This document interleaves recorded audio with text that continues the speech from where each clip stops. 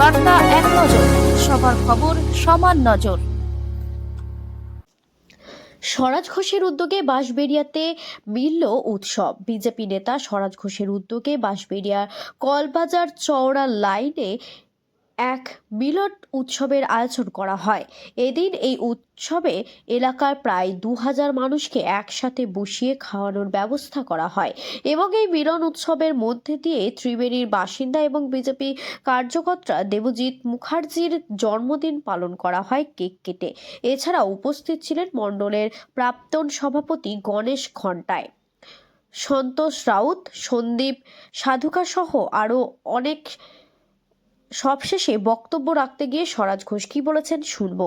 হুগলি থেকে রাজেশ কুমারের রিপোর্ট, বার্তা এক নজর। একজোট হয়েছে।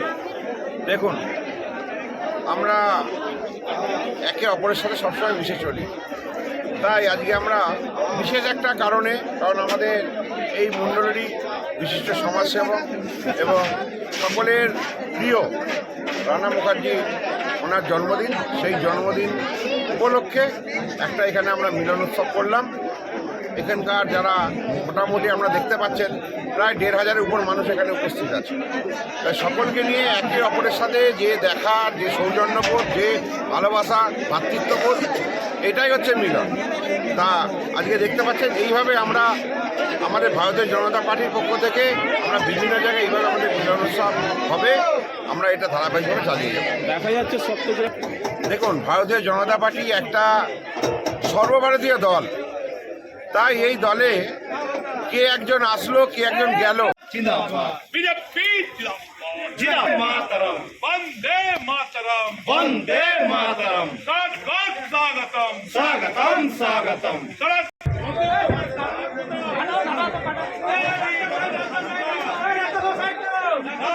সকলের প্রিয় নেতা, ঘরের ছেলে, কাছের ছেলে, যখন ডাকি তখন পাই, সব উপস্থিত হয়েছেন হুগলি সাংগঠনিক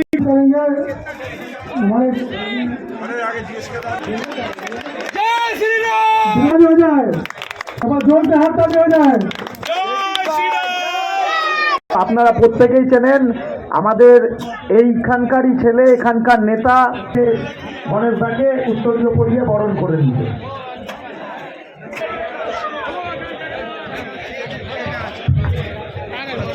আমাদের মধ্যে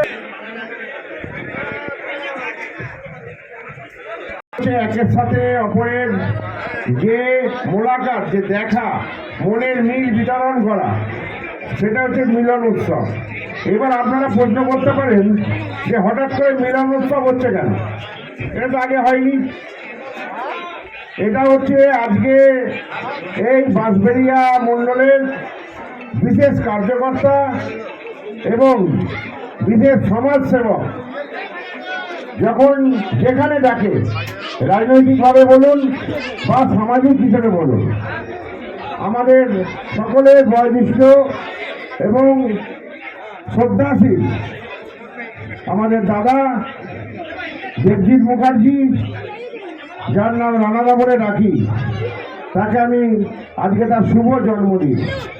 তাই এই শুভ জন্মদিনে সকলকে নিয়ে যে একটা মেল বন্ধন, রানাদার পাশে আমি দাঁড়িয়েছি যে দাদা, তোমার জন্মদিন শুধু তোমার জন্মদিন না, এই বাঁশবেড়িয়া অঞ্চলের সকলের এই জন্মদিনে একটা আনন্দের সাথে জন্মদিন পালন হবে এবং এই জন্মদিন পরিবর্তনের যে ডাক 2026-এ, তো এখান